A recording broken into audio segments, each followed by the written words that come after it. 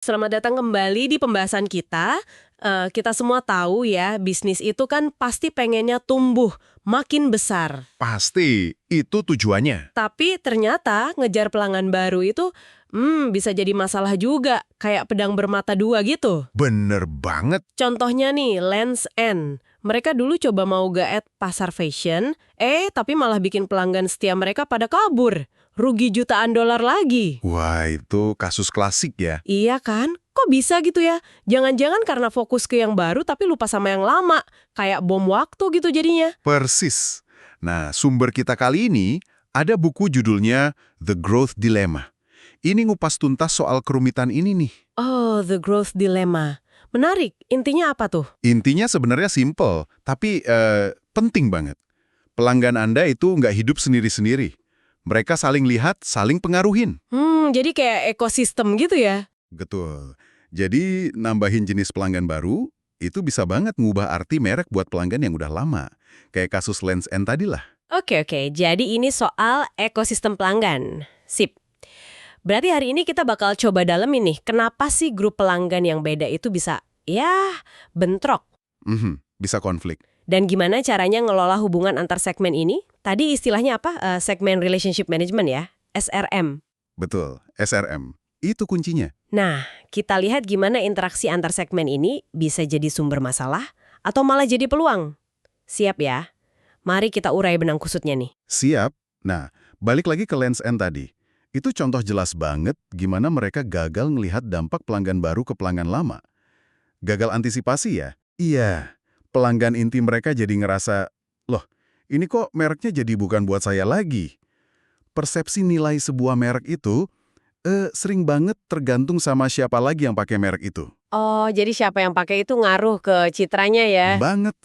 Nambahin segmen yang nggak nyambung, itu bisa ngerusak nilai merek buat pelanggan yang udah loyal dari awal. Oke, jadi nggak semua kelompok pelanggan bisa akur ya di bawah satu merek yang sama. Di buku itu disebut ada segmen yang kompatibel, ada yang enggak. Iya, betul.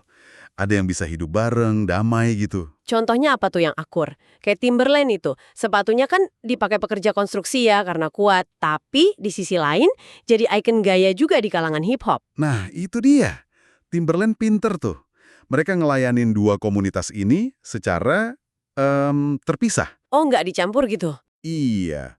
Pesannya mungkin beda, atau varian produknya agak lain, jadi mereka nggak saling ganggu. Kayak hidup di komunitas sendiri-sendiri aja, walau mereknya sama. Itu contoh harmoni.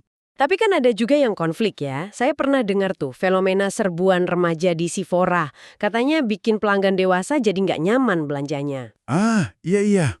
Itu contoh bagus. Atau istilah yang agak kasar itu enshittification. Itu kan gambarin platform online yang buat pengguna lama jadi makin nggak enak karena mungkin lebih mihak pengiklan atau pengguna baru yang perilakunya beda. Nah, itu pas banget contoh segmen yang nggak kompatibel. Di mana kebutuhan atau perilaku satu grup malah ngerusak nilai yang dicari grup lain di tempat yang sama. Jadi di situ potensi konfliknya muncul ya? Betul. Dan konflik ini bisa muncul karena macam-macam alasan. Nggak cuma soal rebutan fitur produk atau tempat fisik aja. Oh iya, bukan cuma soal fungsional gitu. Kayak keluarga versus pasangan tanpa anak di taman hiburan gitu misalnya. Bukan cuma itu, bisa juga karena citra merek. Citra merek, maksudnya gimana? Ingat Tiffany nggak? Dulu kan perhiasan perak mereka yang harganya lebih masuk akal itu populer banget di kalangan remaja. Oh iya benar, sempat booming itu. Nah, itu bagus buat jualan jangka pendek. Tapi ada risikonya. Bisa mengerus citra mewah yang jadi daya tarik utama pelanggan inti mereka. Itu konflik citra namanya. Nah, ini perlu dikelola lewat SRM tadi. Oke, selain citra, apa lagi? Ada juga konflik identitas pengguna. Jadi pertanyaannya, merek ini tuh sebenarnya buat siapa sih? Siapa tipikal penggunanya? Identitas pengguna. Contohnya?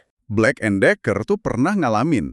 Susah kan jual perkakas ke tukang profesional kalau merek yang sama itu dikenal banget dipakai sama bapak-bapak yang hobi DIY di rumah pas weekend.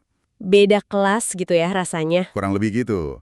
Solusinya, mereka hidupin lagi merek DeWalt, khusus buat pasar profesional. Oh, jadi dipisah mereknya sekalian?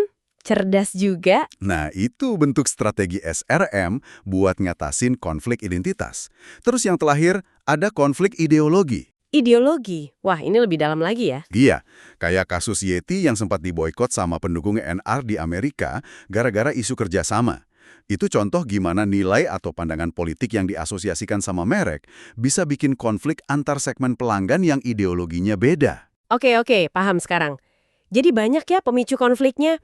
Nah, dari semua potensi konflik ini solusinya berarti ada di segmen relationship management atau SRM itu ya. Tepat. Jadi ini bukan cuma soal nambah pelanggan baru aja, tapi ngelola keseluruhan hubungan di dalam ekosistem pelanggan itu sendiri. Kedengerannya agak rumit nih, mulainya gimana? Kuncinya itu, kenali segmen pelanggan Anda secara mendalam. Dalam banget. Bukan cuma umur atau lokasi gitu ya? Jauh lebih dari itu.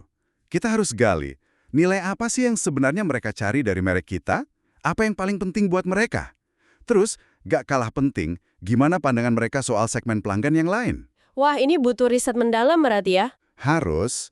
Pemahaman inilah fondasi SRM yang efektif. Tanpa itu, ya susah. Oke, jadi jelas ya sekarang dilema pertumbuhan itu beneran ada karena pelanggan itu saling terkait, saling pengaruhin. Betul. Kalau kita cuekin hubungan antar segmen ini, ya risikonya bisa fatal, kayak Lens and Daddy. Tapi kalau dikelola secara aktif lewat SRM, dengan paham nilai tiap segmen, nah itu jadi kunci sukses jangka panjang. Tepat sekali. Jadi kuncinya bukan cuma tahu siapa pelanggan Anda, tapi juga ngerti gimana hubungan antar kelompok pelanggan Anda itu. Kelola itu dengan baik. Kalau enggak, ya resikonya kehilangan dua-duanya. Nah, buat Anda yang lagi dengerin, kenapa sih ini penting? Ini bisa jadi kacamata baru buat ngeliat kenapa ada merek yang sukses banget tumbuhnya, sementara yang lain kok kayaknya gagal total.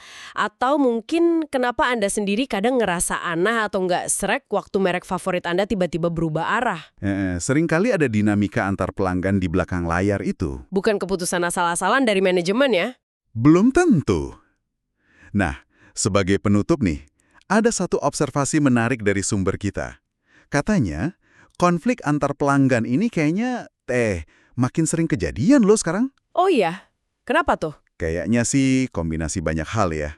Ekspektasi konsumen makin tinggi, terus komunikasi digital bikin keluhan atau konflik cepat banget nyebarnya, polarisasi di masyarakat juga ngaruh, ditambah tren yang berubahnya cepat banget. Jadi makin kompleks ya tantangannya. Iya. Nah, ini mungkin ninggalin pertanyaan buat Anda renungkan. Di dunia yang serba nyambung dan gampang kesulut kayak sekarang ini, bisa nggak sih sebuah merek tumbuh tanpa bikin gesekan antar pelanggannya? Apa misahin segmen secara hati-hati jadi satu-satunya jalan? Atau jangan-jangan kadang merek justru perlu lebih berani buat ngadepin dan ngelola konflik itu secara terbuka? Pertanyaan bagus itu. Apakah menghindar selalu jadi solusi terbaik? Atau justru konfrontasi yang dikelola dengan baik? Nah, itu dia. Sesuatu untuk Anda pikirkan lebih lanjut mungkin ya.